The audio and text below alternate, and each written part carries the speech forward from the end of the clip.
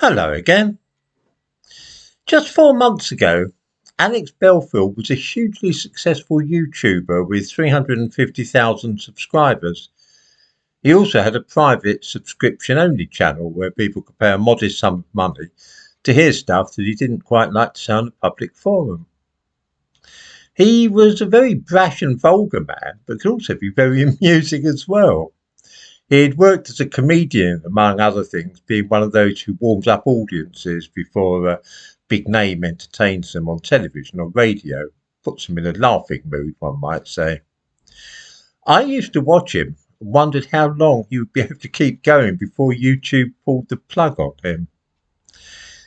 There was a less appetising side to his cheeky, chappy Max Miller type persona, though, and this was that he not only told some truly terrible fibs, but also named people whom he had said had done him harm professionally and got him arrested. The problem with the internet is this: because there is so little regulation and people are constantly posting all manner of things and saying what they please, it is easy to start thinking that the ordinary rules don't apply here. To some extent, of course, it's true, they do not. People are far ruder to each other when making anonymous comments here than they would be in real life. They can abandon the usual conventions of civilised discourse and be as offensive as they wish. This is one reason that many people use false names on the internet. It's a bit like writing poison pen letters in the old days. Here is the catch, though. Precisely the same laws apply to what people say on YouTube and Twitter as everywhere else in real life.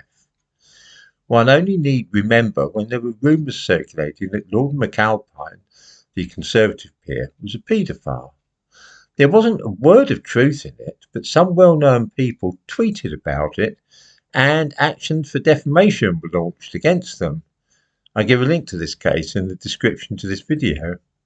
The most high-profile people caught out were Alan Davis, the comedian, and Sally Bercow, the wife of the former Speaker of the Commons.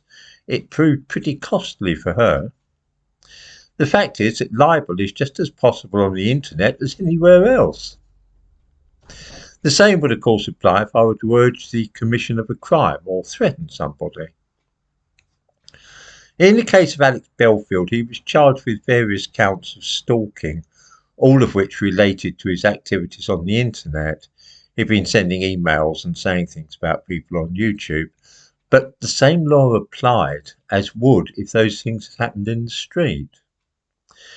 It's easy to remember this important fact sometimes because I see people saying the most dreadful things online which they wouldn't dare say out loud to anybody.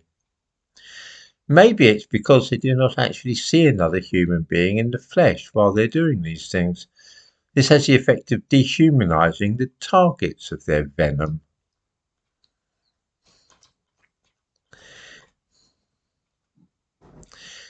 It's part of the situation which has persuaded the government that the internet needs to be regulated and controlled, which I consider a terrible scheme. The very thing which I value about the situation now is that we can talk to thousands of people at once, something which would never have been possible a few years ago. People who post comments here, for instance, can be reasonably sure that at least 10,000 people will be able to read what they say. Such a thing would have been inconceivable 30 years ago, and I think it's marvellous that we can do this. The idea of the government stepping in and trying to regulate this is not at all an appetising one. Of course, people like me can go too far, and so too could Alex Belfield.